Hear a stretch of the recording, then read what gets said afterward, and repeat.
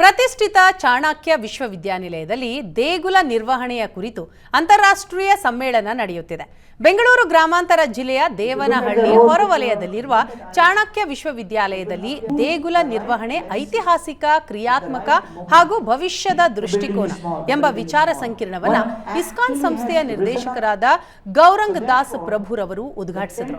ಈ ಕಾರ್ಯಕ್ರಮದಲ್ಲಿ ಉತ್ತರ ಪ್ರದೇಶ ಮುಖ್ಯಮಂತ್ರಿಗಳ ಆರ್ಥಿಕ ಸಲಹೆಗಾರರಾದ ಕೆವಿ ರಾಜು, ಕುಲಪತಿಗಳಾದ ಪದ್ಮಶ್ರೀ ಪ್ರೊಫೆಸರ್ ಎಂಕೆ ಶ್ರೀಧರ್, ಉಪಕುಲಪತಿಗಳಾದ ಎಂಪಿ ಕುಮಾರ್, ಕುಲಸಚಿವರಾದ ಡಾಕ್ಟರ್ ಸುಶಾಂತ್ ಜೋಶಿ ಸೇರಿದಂತೆ ಹಲವರು ಭಾಗಿಯಾಗಿದ್ದರು.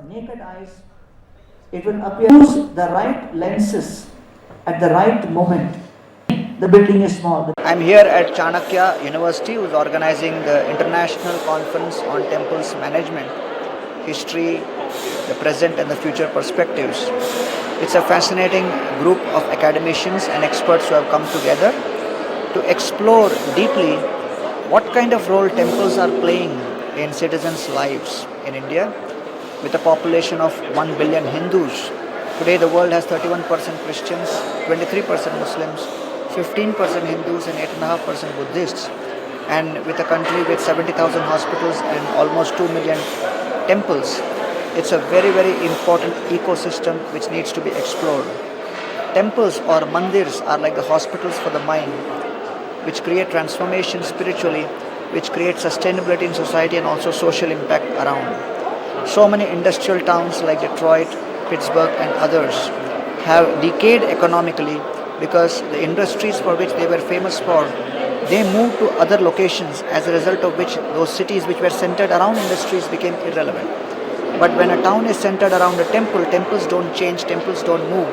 And in spite of the fact that there were attacks on the temple, and at different points of time the temples were not doing up to the mark as the way they should be because of the Chanakya ವಿಶ್ವವಿದ್ಯಾಲಯದ ವತಿಯಿಂದ 2 ದಿನಗಳ temple management, ದೇವಸ್ಥಾನಗಳ ನಿರ್ವಹಣೆಗೆ ಕುರಿತ ಹಾಗೆ ಒಂದು ಅಂತಾರಾಷ್ಟ್ರೀಯ ಸಮ್ಮೇಳನವನ್ನು ನಾವು ಮಾಡ್ತಾ ಇದ್ದೀವಿ. ನಮ್ಮೆಲ್ಲರಿಗೂ ಗೊತ್ತಿರೋ ಹಾಗೆ ದೇವಸ್ಥಾನಗಳು ಅನ್ನೋದು ಕೇವಲ ಧಾರ್ಮಿಕ ಕೇಂದ್ರ ಮಾತ್ರ ಅಲ್ಲದೆ ಅದಕ್ಕೆ ಸಾಮಾಜಿಕ, ಆರ್ಥಿಕ, ಸಾಂಸ್ಕೃತಿಕ ಆಯಾಮಗಳಿದೆ. ಬಹುತೇಕ ಸಾರ್ವಜನಿಕರು ಯಾವತ್ತೂ ಹೋಗಿ ಬರುವ, ಕಲೆಯುವ ಒಂದು ಕೇಂದ್ರ ದೇವಸ್ಥಾನ ಅನ್ನೋದು. ಹಾಗೆ ನಾವು ಅದರ ಈ ಬೇರೆ ಬೇರೆ ಮುಖಗಳನ್ನು, ಬೇರೆ ಬೇರೆ ರೀತಿಯಲ್ಲಿ ದೇವಸ್ಥಾನಗಳು ಹೇಗೆ ಒಂದು ಸಂಸ್ಕೃತಿಯ ದ್ಯೋತಕ ಆಗೋದರ ಜೊತೆಗೆ ಅದರ ಆರ್ಥಿಕ ಮತ್ತು ಅದರ ವ್ಯವಸ್ಥಾಪನದ ಪ್ರಕ್ರಿಯೆ ಇತ್ಯಾದಿಗಳನ್ನು ಗಮನಿಸ್ತಕ್ಕಂಥ 2 ದಿನಗಳ ಒಂದು ಸಮ್ಮೇಳನ ಇದು. ಇದರಲ್ಲಿ ಭಾರತದ ಎಲ್ಲ ಭಾಗದಿಂದ ಸಂಶೋಧಕರು ಭಾಗವಹಿಸ್ತಾ ಇದ್ದಾರೆ. ಅದರ ಜೊತೆಗೆ ಜಪಾನ್, ನೇಪಾಳ, ಹೀಗೆ ಇತರ ದೇಶಗಳ ಸಂಶೋಧಕರು ಕೂಡ ಇದರಲ್ಲಿ ಭಾಗವಹಿಸ್ತಾ ಇದ್ದಾರೆ.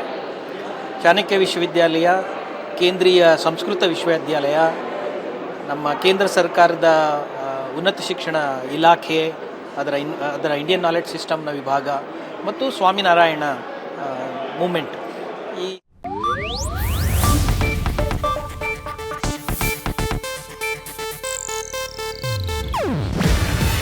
ಇದು ಏಷ್ಯಾನೆಟ್ ನ್ಯೂಸ್ ನೆಟ್ವರ್ಕ್ ಪ್ರಸ್ತುತಿ.